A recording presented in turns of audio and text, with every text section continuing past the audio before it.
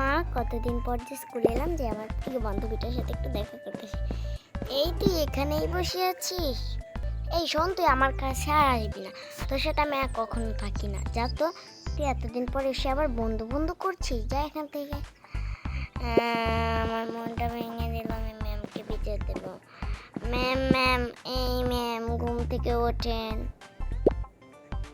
এই ম্যামের বাচ্চা ম্যামটাও এখন উঠছে না।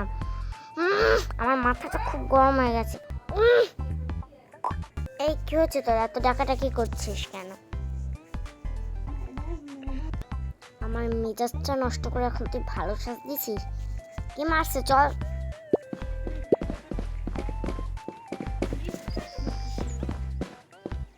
এই তুই ওকে মারছিস কেন রে? আমি ওকে হায় মারতে চাইনি।